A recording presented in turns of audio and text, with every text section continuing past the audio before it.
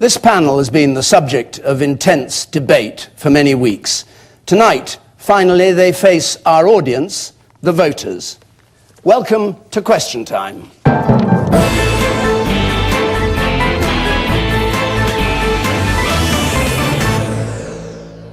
And with me here in London, Jack Straw, the Justice Secretary, formerly Home and Foreign Secretary, the Conservative Shadow Minister for Community Cohesion, Saida Vasi, recently named the most powerful Muslim woman in Britain, the man narrowly beaten by Nick Clegg to the leadership of the Liberal Democrats, the party's Home Affairs spokesman Chris Huhne, the leader of the British National Party, Nick Griffin, and the American-born playwright and deputy chairman of the British Museum, Bonnie Greer.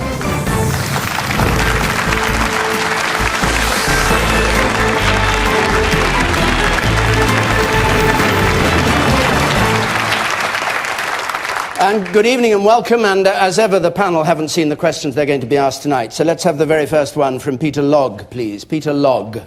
Given that the Second World War was fuelled by the need to disarm oppressive and racist regimes, is it fair that the BNP has hijacked Churchill as its own? Is it fair the BNP has hijacked Churchill? Jack Straw.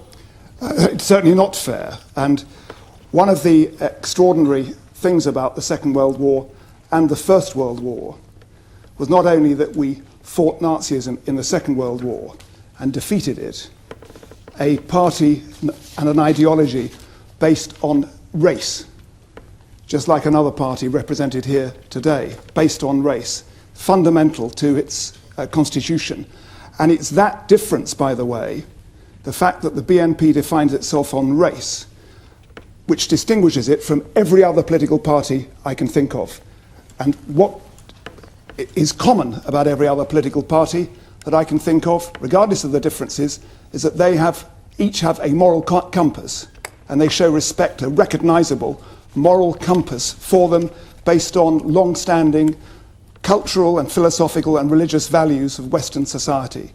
Nazism didn't, and neither, I'm afraid, does the constitution of the BNP. The other thing I just say is this: we only won the First World War, and we only won the Second World War because we were joined in those wars by millions of black and Asian people from around the world.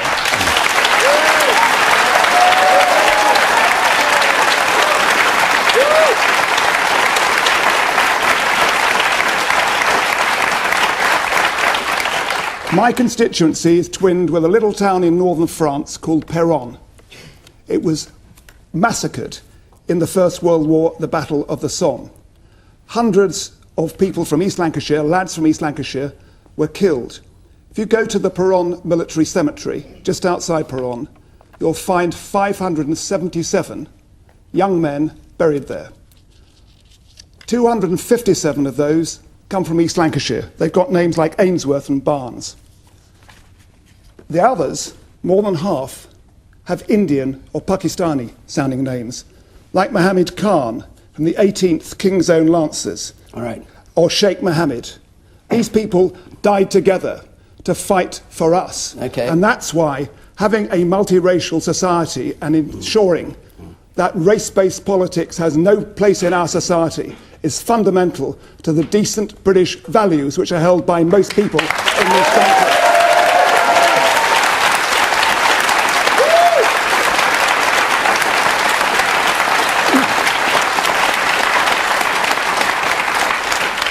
Nick Griffin, you said if Churchill were alive today, his own place would be in the British National Party. Why do you say that? And why did you hijack his reputation?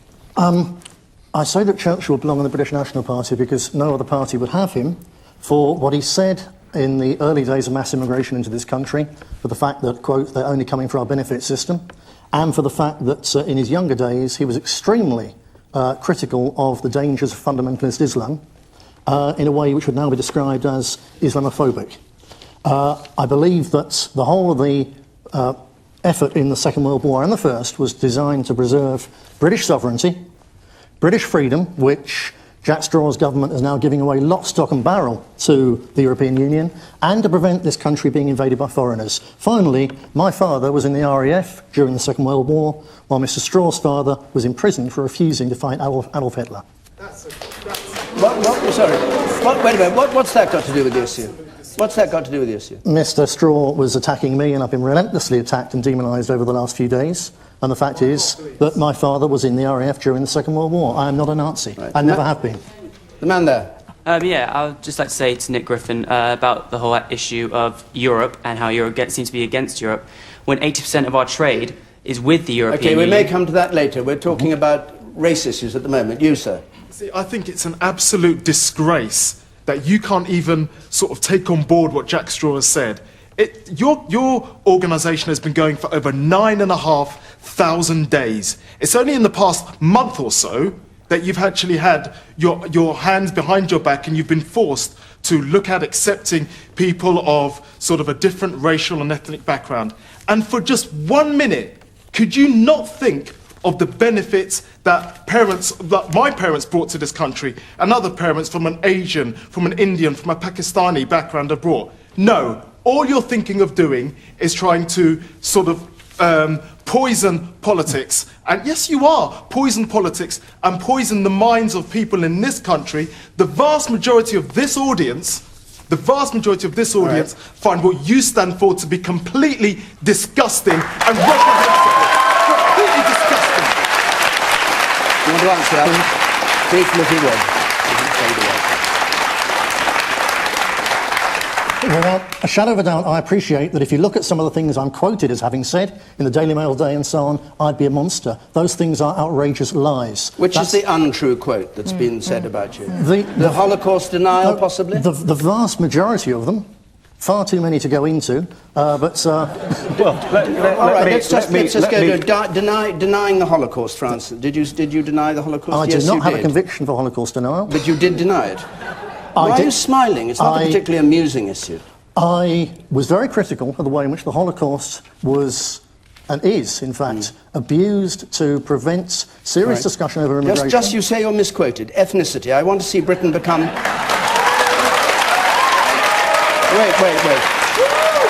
Ethnicity. Please, ethnicity. I want to see Britain become 99% genetically white, just as she was 11 years before I was born, on race, right? Mixed marriages. It's sad when a unique human genotype becomes extinct. Islam, we'll come to it later. You say you're misquoted. All I'm saying is, I can't find the misquotations, and apparently nor can you. No, a misquotation then in the Mail today says that I said that black people walk like monkeys and so on. That is an outrageous lie. And I appreciate you being extraordinarily angry about a statement like that. I never said such a thing. I never said such a thing. All right, you made your point. Statements. All right, let's go on round the table here. Sayeeda Vasi. If I can go back to the question that was asked, I think that any political party which has the values of the BNP does not share the values of Churchill and of our armed forces, and therefore it's disgusting that they should use those images.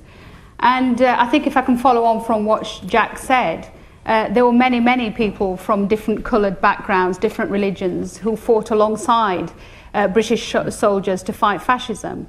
I have my own history, my own family, both my paternal and maternal grandfather served in the Second World War. And at a time when my forefathers were fighting fascism, the BNP's political forefathers were celebrating Nazi Hitler as a hero. And I think today when we're talking about how Churchill is viewed by the BNP, I'd like to just refer to one quote, which I'm going to have some bleeps in, which is from Mark Collett, who's the BNP's Director of Publicity. He's not. And he basically said this: Churchill was an effing who led us into a pointless war with other whites, i.e. the Nazis who were standing up for their race. He says things like that about Churchill, he and his party, and then they dare use the image of Churchill in their election leaflets.